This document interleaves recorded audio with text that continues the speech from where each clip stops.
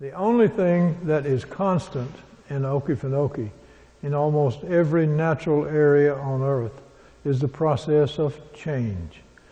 Botanically, that's called succession. Succession is when one community of plants and animals very slowly replaces the previous community.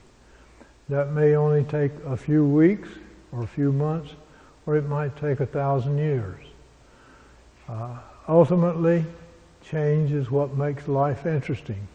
Living things change their environment. Living things change their environment.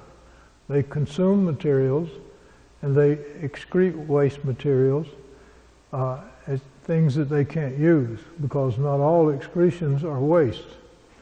Prime example, oxygen. If you can breathe and take a deep breath, thank a green plant.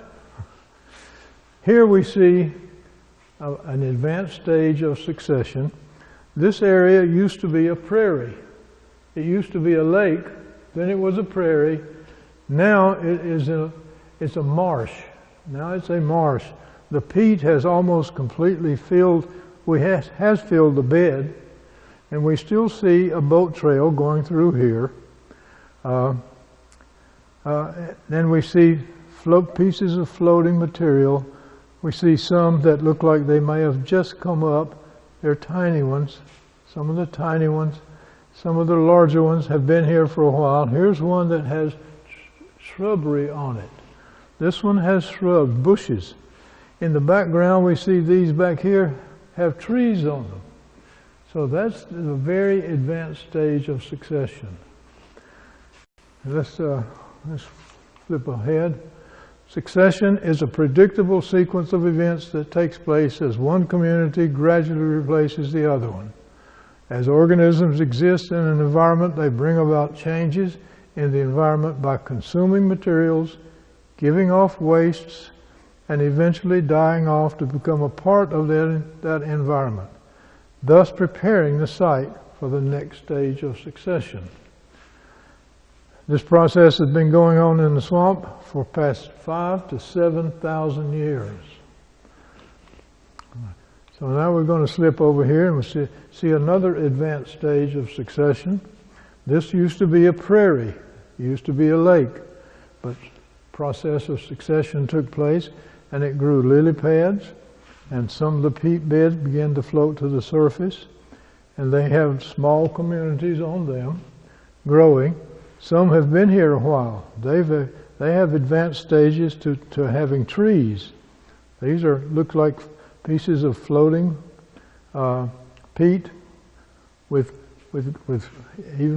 trees on them. All these larger ones are not floating free. They have long ago been rooted into the bottom. All the smaller ones, like this one here, this one, and this one, and that one right there, all the smaller ones have not been floating long enough, and the roots have not grown deep enough so that they are anchored. They still can move around.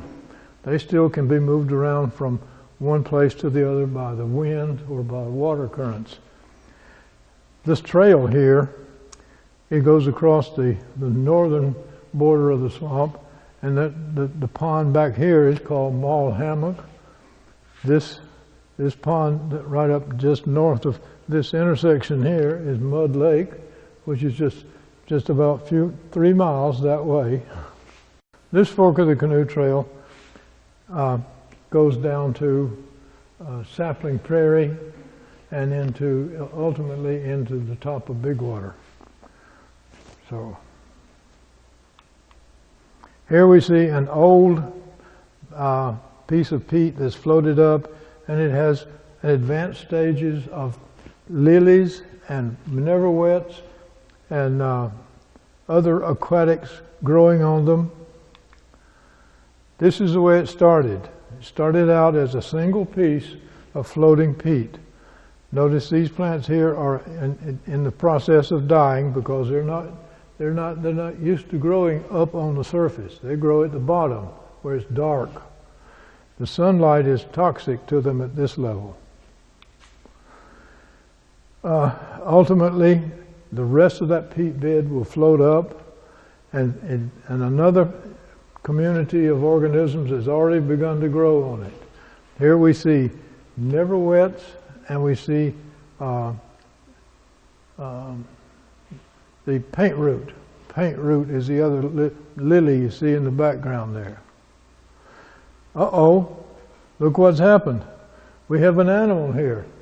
Here's an egret moseying around, seeing if he can find a frog or a crayfish or a small lizard. Looks like he's already set up housekeeping over here. Here's the beginning of a nest. So now animals have invaded this community. So those animals are probably the prey of some larger animal. So he has to also be careful and keep a sharp eye out for whoever is else going to move into his land.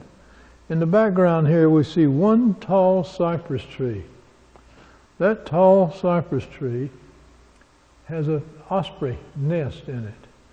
The early settlers used to use landmarks like that as a guidepost. They knew where they were by identifying where the osprey nest was. And you had to know the nest. Otherwise you might not make the right turn. Here we see adult, well, they're not adult trees yet. These are older trees, but they're far from maturity. These are too. These are young cypress trees growing on a peat bed, and they are only like 30 or 40 feet tall. So they're like maybe 25, 30 years old. As they get older, the top will begin to flatten out.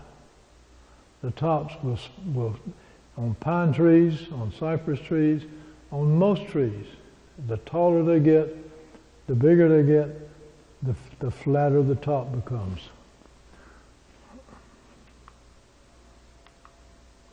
This is a graduate class from the University of South Carolina. This is Dr. Cohen. Dr. Cohen is the instructor for a course called Petrology at USC. And he brings his PhD students down here every year to teach them about how coal forms. This is the raw beginnings of coal, and they're standing in it up to their knees. What a learning experience. I mean, you can't ask for better than that when you're a teacher.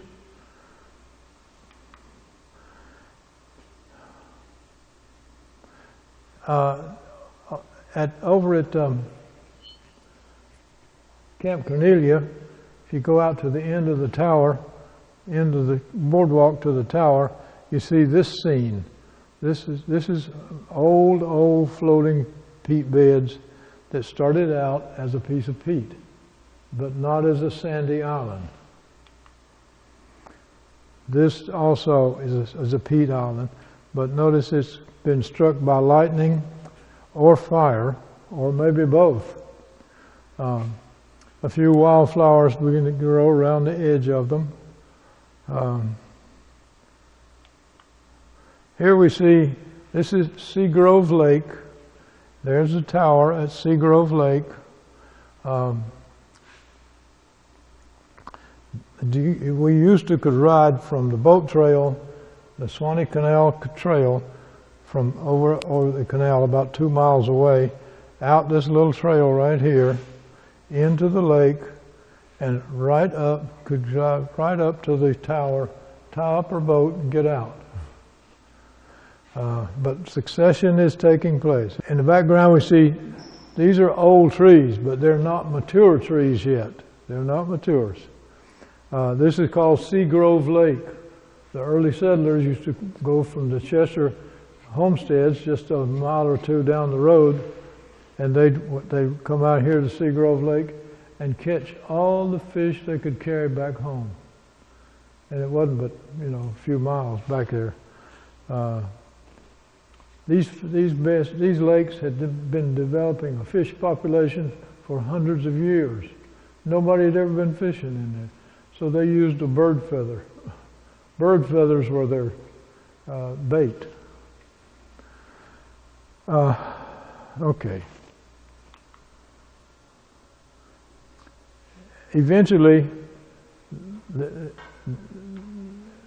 there's some kind of disturbance that happens, some kind of changes, either a fire or a drought or a storm of some sort or human interference.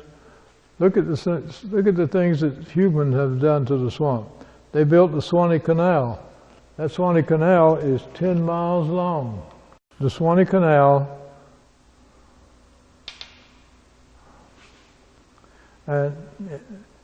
because that changed the direction of all the water flowing from the north down to the south, and the majority of the water leaving the swamp goes out through the Swanee River. Channelization, that's another hazard of draining the wetlands. That's what some of the forestry companies do. We rarely have tornadoes over here, but we have had one to go through the swamp occasionally. Floods, can you imagine a swamp flooding? Yeah. What denotes a boat trail? The vegetation along the sides. When the water comes up over the boat trail, you can't see, it's all one big lake out there. That has happened too. That's happened here. Wildfire, man-made fires are both a disturbance, a change in the environment.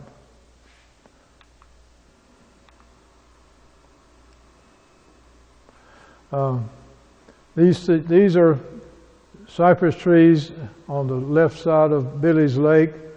They are about 35 to 40 years old. They're a far cry from maturing. Cypress knees, these things are typical and classic example of a cypress tree. They used to believe that there was no function to them.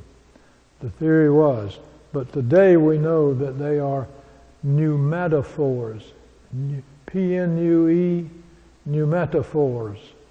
They actually do take in oxygen, send it in through the root systems, and up to the necessary places in the tree that needs fresh oxygen. Yes? I thought you said they make their own oxygen. Well, they do. But they also take in oxygen for these things down here, down in the bottom. Their roots, their root hairs, all of that has to be oxygenated. These cypress knees and the other photosynthetic areas of the tree send enough oxygen down there, enough oxygen to maintain their whole root system.